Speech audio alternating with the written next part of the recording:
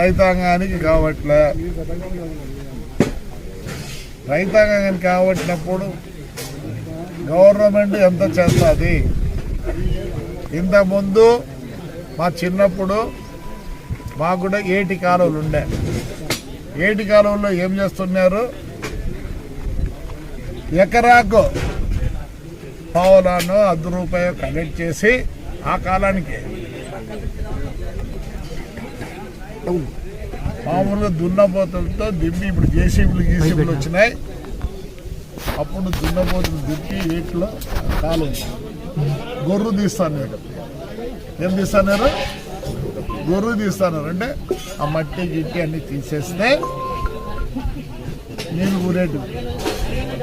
మరి ఈరోజు మరి రైతాంగం, అదే రైతాంగం ఎకరాకు ₹10, ₹2, ₹3 కలెక్ట్ చేసి నీళ్లు తగ్గిపోయినాక దానిని రిపేర్ చేస్తే ఎట్లా బాగుంటుంది? ఎలా అయిపోయిందంటే పుట్లూరు దాంట్లో బండలు పెట్టినారు. వాడు వచ్చి అంటాడు, ఇల్లు కట్టుకునేవాడు, అయినా ఆ కాలువ దగ్గర బల ఉన్నాయి, చించుకేసుకుందామంటారు. ఈ పొద్దు ఎంతమంది వచ్చినారు? వీటికి వచ్చింటే ఒక 100 మంది. ఏదో నీళ్లు రావాలా, అందరికి రావాలనే వాళ్ళు. సిస్టమ్ బాగలేదు అంటే మేమంతా అలికి పెడితే మీరు చేసుకుంటారా? బాగలేదు. నేను ఇదే నా చిన్నప్పుడు బాగరంగల్ కెనాల్ ఉంది, one of the smallest canal. ఇది డ్యామ్, చిన్న డ్యామ్ పంజాబ్లో ఉంది.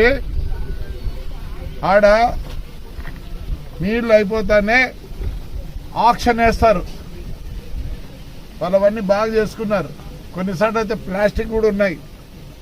ఆక్షన్ వేసి ఆ మట్టి అంతా తీసుకుపోతారు, కొంటారు. ఆ కొన్న డబ్బులతో దానిలో ప్యాచులు గీచులు చేస్తారు. మీకు కావట్లే. ఒక జీన్ ప్యాంట్ వేసుకుంటారు, ఒక టీ షర్ట్ వేసుకొని తిరుక్కుంటారు. లాస్ట్కు మీ మోటార్ సైకిల్ కూడా కట్టుకోలేరు. అది పరిస్థితి. ఎవరు ఏమీ చేయలేరు. ఎందుకు లేదు మీకు శ్రద్ధ? మనం బతికేదే భూమి మీద ఆధారపడి.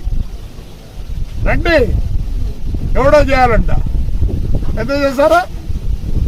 ఈ పొద్దు కనుక ఈ కోమిడి గుంట్లో పుట్లూరు నుంచి ఒక్కరు వచ్చినట్లేదు. కోమిడి గుంట్లో గరిజుంద్రపల్లి వాళ్ళకి కావట్టింది కాబట్టి ఈరోజు వచ్చినారు. రేపు సంవత్సరం చెప్తానా, తలా ఇంత వేసుకోవాల్సిందే. ఎకరాకింత ఫిక్స్ అయ్యిండే. ఎక్కడెక్కడ ఏమన్నా పోయింటే సరే. గవర్నమెంట్ ఏం గవర్నమెంట్? మీరు ఎన్నుకునే గవర్నమెంటే.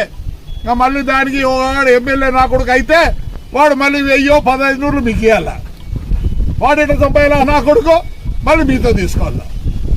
అనుకోండి, సిగ్గులే. ఎస్పెషల్లీ టీచర్లు దండం పెట్టి చెప్తారు, చదువు చెప్పేవాళ్ళు మీరు. పే ఫోన్ అంట తాడిపత్రులు మొన్న. నమస్కారం మీకు. మీరేటువంటి మా వాళ్ళకి ఏం చదువు చెప్తారు? నేను చెప్తానా, ఈసారికి కాలువ నేనే పట్టుకుంటా, జోల పెడతా, మీ డబ్బులతో సరి చేస్తాం. ఆ షట్టర్లు పోయినాయి, ఏం రిపేర్ చేసుకుంటే 3 లక్షలు అయితే మొత్తం తయారవుతుంది. ఈ కాలువ ఎప్పుడు నీళ్ళు అయిపోతారా? జనవరి 20 ఫిబ్రవరికి జోల పెడతా. మీ వచ్చి వేయండి, చూద్దాం. ఎందుకు కాదు? అరే రోజు ఇంట్రెస్ట్ పెట్టండి. నీళ్ళు రాకపోతే మన బతుకు తెరువు లేదు. ఎవరో గవర్నమెంట్ అండి. ఏంది గవర్నమెంట్? ఏదిరా గవర్నమెంట్? మీరే గవర్నమెంట్. ఏటిగా మీరు మనుషులు తిట్లయిపోయినారు. తెరికి నవ్వుతారా? పిల్లలు కనిపిస్తాను అయితే నువ్వు నేను ఒకటే లేదు. సారీ, ఏమవుతుంది? పిల్లలు అక్కడ వాళ్ళంతా ఉన్నారు ఇక్కడ. ఆయనకి 60 ఏళ్ళు ఎక్స్పెక్ట్ వచ్చాయి. ఆయన పాపం ఇక్కడికి వచ్చేదే గొప్ప. ఏంట్రా మీ పరిస్థితులు? ఒక్కరోజు కష్టపడితే సంవత్సరం అంతా హ్యాపీగా ఉంటుంది. ఈసారి నేను ఒప్పుకోను. ప్రతి ఒక్కరు ఈ కర్యాల మీద బతికే వాళ్ళంతా నేను తిరుగుతా. రండి, మీరందరూ రండి, ఎలా ఉంటుందో చూపిద్దాం. పోయిందే కాలం. మా ఊర్లో కొత్త సిస్టమ్ పెట్టినా. జనవరి నుంచి చెత్త మీ ఇంటికాడ కనిపిస్తే ఏం చేయాలి చెప్పి సాలైంది.